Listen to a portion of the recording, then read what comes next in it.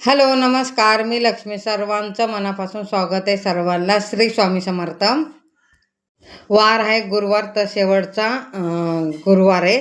तर पूजाचा वेगळा व्हिडिओ आहे आणि हा स्वयंपाक आहे ना, मी पुरणपोळीचा स्वयंपाक आहे ना, तो वेगळा व्हिडिओ बनवला आहे. असं 2 व्हिडिओ बनवले आहे मी. तर पहिले बघा, दूध तापवायच्या अगोदर आहे ना, मी रद्दी पेपरला थोडंसं तूप लावते, मग दूध गरम करते. लागलं चाय पण ठेवून घेते. आता चाय पिते आणि दूध पण ठेवून घेतलं. आणि हे सकाळचं आहे, चाय आणि दूध ठेवले ना. त्याच्यानंतर हे दुपारचं आहे, साबुदाणे खिचडी बनवते. कारण की मग मी चाय पिली, चाय पिऊन झाल्यानंतर मग देवपूजा केली. तर हे खिचडी आहे ना, दुपारी 2च्या पूजा वगैरे करून झाल्यानंतर दुपारी 2 वाजता मी ही खिचडी बनवून खाते. तर खिचडीमध्ये ह्या वेळी ना मिरची कट करून नाही टाकली, वाटून टाकले. सकाळचं साबुदाणे भिजवलेले रात्री मीने. तर कार्तिकच्या पप्पाला बनवून ठेवलं. तर त्याच्यात ना शेंगदाण्याचं कूट दोन्ही मिक्स करून ठेवलं. जेवढं लागतं तेवढं कार्तिकच्या पप्पाला बनवून दिलं. त्याच्यानंतर राहिलं ना, तर मी काय केलं माहिती का, बटाटे पण सकाळी उकडलेलं.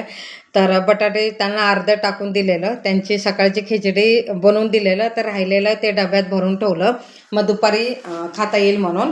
तर बटाटे सकाळी शिजवलेले, त्याची साल वगैरे काढून डब्यात भरून ठेवलं. साबुदाण्याला शेंगदाणे मिक्स करून, सगळं मिक्स करून डब्यात भरून ठेवलेलं. सकाळी ना त्यांच्यासाठी बनवून दिलेलं. तर आता मी माझ्यासाठी करते. तर डबा नाश्ता करून पण गेला आणि डबे घेऊन पण गेलेत कार्तिकचे पप्पा. तर माझ्यासाठी करतात. कार्तिक गेला शाळेत. तर इथं बघा, मी खिचडी बनवून घेते माझ्यासाठी. तर तयार तर झाली खिचडी, आता मी खाऊन घेते. त्याच्यानंतर मग पुरणपोळीचा स्वयंपाक करायला घेते. सकाळी मी काही नाही खाल्लेलं, फक्त चाय पिलेलं. तर आता खिचडी बनवून खाते. मग सकाळी गडबड होते, कधी कधी खाते, कधी नाही खात, असं करते. तर आता हे बघा, साबुदाणे एका प्लेटमध्ये काढून आता खाऊन घेते. त्याच्यानंतर मग स्वयंपाक करते. तांदूळ असे बघा स्वच्छ धुवून घेतलं आणि कुकरमध्ये डाळ लावायचे, म्हणून मी टोपात ना भात शिजवून घेते. तर जेवढं लागते मला भात, तेवढं भात घेतलं. त्याच्यात मीठ धुवून घेतलं, 2 पाण्याने मीठ टाकून शिजवायला ठेवलं. इथं बघ डाळ. तर त्या वाटीने ना 4 वाटी डाळ घेतली आणि डाळ आता स्वच्छ धुवून घेते 2 पाण्याने. तर चांगलं त्याला भिजत ठेवली तरी चालते, नाही भिजलं आता कुकरमध्ये चांगलं शिजतं आहे, त्याच्यासाठी मी काय भिजत नाही ठेवले. आणि जेवढं लागतं तेवढं पाणी टाकलं त्याच्यात आणि हळद टाकून घेते आणि थोडंसं तेल टाकून घेते पटकन शिजायला डाळ, चण्याची डाळ. तर कुकर लावून घेते, तेल 3-4 शिट्ट्या करून घेते. हे बघा, तेल टाकलं, 1 पळीभर टाकले, जास्त नाही टाकले.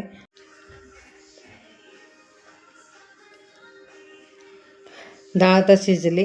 तर हे संध्याकाळी 4:30च्या नंतरचं आहे.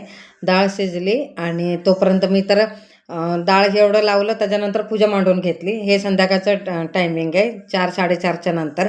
डाळ शिजली, डाळीतलं वेगळं पाणी काढून ठेवलं आणि त्याच्यात गूळ टाकून ना शिजायला ठेवते. तर तिथं ठेवलं मी. आता हे वाटी ना थोडंसं डाळ वाटून घेते, कारण की आमटीला ना थिकनेसपणा येण्यासाठी ना थोडंसं अर्धी वाटी अशी डाळ वाटून घेते. हे बघा, त्याच्यात हळद टाकते.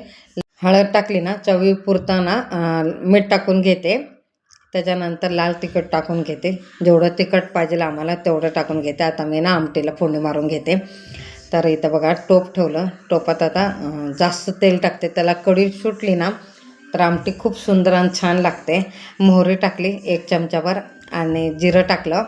आणि हे बघा, कढीपत्ता आणि वाटलेलं खोबरं, सुकं खोबरं वाटून घेते. सुकं खोबरं वाटताना त्याच्यात ना लसूण, आलं, कोथिंबीर आणि सुकं खोबरं हे सगळं वाटण करून घेते आणि ते चांगलं फ्राय करून घेते. म्हणजे एकजीव करून मस्त लाल रंग, गुलाबी रंग येईपर्यंत ना भाजून घेते. आणि खाली लागतं ना, त्याच्यासाठी सारखं भाजायला पाहिजे. जेवढं भाजेल त्याला तेवढं तेल सुटतं ना. त्याच्यानंतर शिजवताना ना आमटीला ना चांगलं तेल सुटतं, छान कढी सुटते आणि छान वाटते. कट्याची आमटी तयार झाली. आता चांगलं मंद आचेवर शिजून घेते, खळखळ उकळी येईपर्यंत शिजून घेते. इथं बघा, गॅस चालू करते आणि ह्याच्यात गूळ टाकते. गूळ मी खिसून वगैरे टाकत नाही, जेवढं लागतं ना तेवढं मी अंदाजाने टाकते. तुम्ही 2-3 वेळा बघितलं असेल, व्हिडिओमध्ये शेअर केलं आहे. मी कधीच चिरून टाकत नाही, वाटून टाकत नाही. जेवढं मला लागतं ना, आता अंदाजप्रमाणे मी घालते. तर तसंच खडं टाकते आणि वरतून ना डाळ फिरवते आणि ते बुडाशी ना गुळाचा खडा टाकते आणि बरोबर बारीक गॅसवर ठेवते. आपोआपच चांगलं पाणी सुटेपर्यंत शिजतं ते. आणि भजी करायचे, इथं कांदा कापून घेते आणि भरपूर अशी भजी करून घेणार आहे मी. एखाद्या वेळेला ना मी भजी कशी करते ना, नेक्स्ट वेळेला शॉर्ट व्हिडिओ बनवून तुम्हाला नक्की दाखवते. आता हे गडबडीत आहे म्हणून. तर आज खूप म्हणजे खूप लेट होऊन झालं मला स्वयंपाकाला पण. आतापर्यंत आता किती वाजले तर बघा 6 वाजले. आतापर्यंत ना माझा स्वयंपाक व्हायला पाहिजे होता, झाला नाही. असो आता भजी तर करून घेते. तर कांदा असं मोठे-मोठे कापून घेतले म्हणजे लांबट. त्याच्यानंतर बारीक चिरून ना मिरची टाकली. आता कोथिंबीर पण बारीक चिरून टाकते.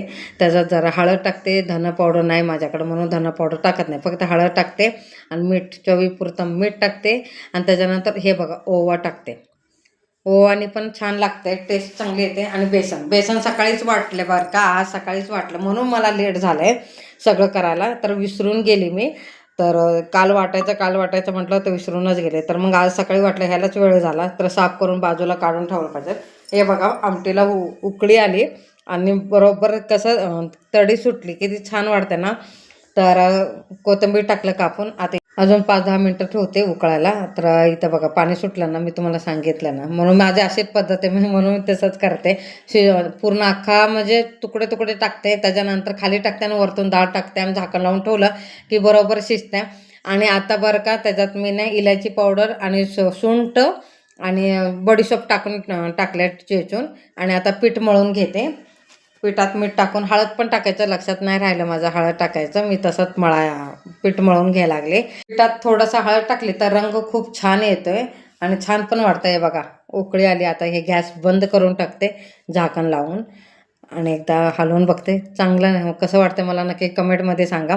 आणि पीठ पण मळून झाले. आणि इथं बघा पापड भाजून घेते. आणि जेवढं माझे पापड केले सगळे संपले, फक्त साबुदाण्याचे पापड राहिलेत ते तळून घेते. असं साबुदाण्याचे पापड म्हणजे मला उपासाला लागतात म्हणून भरपूर केले, बाकी होतं ते संपले. आता उन्हाळा सुट्टीत परत करायचं. आणि इथं बघा भजी करून घेते. भजी करून घेतली, लागलंच ते पण तळून घेते भजी सगळी. पापड तर झालं आणि भजी करून घेते. आणि हे जर ना डिटेलमध्ये रेसिपी आहे ना मी एका व्हिडिओमध्ये नक्की शेअर करेल मी भजी कशी बनवते. आता गडबडीत करायला लागले खूप, खरं म्हणजे खूप वेळ झाला. सगळे भजी तर तळून झाले, लागलंच आता पुरणपोळी पण करून घेते. आमटी फोडणी मारताना अगोदर मी पूजा वगैरे सगळं करून घेतली, साडी वगैरे घालून सगळं उद्यापन वगैरे काढलं. तर गडबडीत ना मला ते उद्यापनचं शूट करता आलं नाही.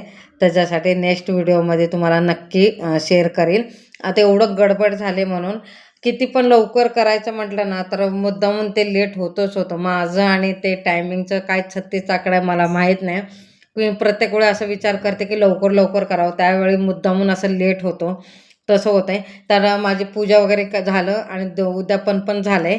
तर नैवेद्य फक्त दाखवायचं, नैवेद्य दाखवलं की उपास सोडायचे आहे. तर त्याच्यासाठी आता किती वाजलेत, 9 वाजलेत. आपलं उद्यापन वगैरे सगळं करायपर्यंत हळदी कुंकूला बायकांना बोलवले ना 9 वाजले. पटकन आता पुरणपोळी करते. 2 ताटं करावं लागेल. एक स्वामींना आणि एक जी पूजा मांडली ना महालक्ष्मीची त्यांना एक. असे 4 पुरणपोळी करून घेते आणि पटकन नैवेद्य दाखवते. नैवेद्य दाखवून झालं ना की एक सवासणी जेवायला घालणार आहे. मी प्रत्येक वर्षी ना एक सवासणी जेवायला घालते. तर जेव्हापासून मी पूजा मांडते ना तेव्हापासून मी प्रत्येक वर्षी एक सवासणी जेवायला घालते. त्याच्यानंतर वैभव लक्ष्मीचं पण उद्यापन केलं की तर 11 बायकांना पुस्तकं देऊन उद्यापन करते. त्याच्यानंतर एक सवासणी जेवायला घालते. आता माझे 2 झाले ना तर दोघांना पण एक सवासणी जेवायला घातले मी. तर दर गुरुवारीचं पण घालते. तर आपल्या ह्याच्यावर आहे. तर 1 घालायचं, 2 घालायचं, 5 घालायचं, 7 घालायचं, किती घालायचं तेवढं घालायचं. आणि ह्या गुरुवारच्या दिवशी सवासणी घालणं खूप चांगलं असतं, तर म्हणून मी दरवर्षी घालते. तर एकच घालते. तर असं नाही की 5 घालायचं, आपल्यावर आहे किती घालायचं तेवढं. तर मी एकच घालते. तर त्यांच्यात फक्त हा झाला की नैवेद्य दाखवलं की मग सवासणी एक जेवायला घालते. तर इथं बघा मी नैवेद्य दाखवते. पहिले स्वामींना दाखवून घेते. त्याच्यानंतर मग आपलं पूजा मांडली त्याच्यानं घालून घेते. मग एक शेवासणी घालून तर मग मी त्यांच्या घरात जाणार आहे शेवासणी जेवायला. तर हा व्हिडिओ कसा वाटला मला नक्की कमेंटमध्ये सांगा. आवडला असेल तर लाईक, शेअर, सबस्क्राईब करा.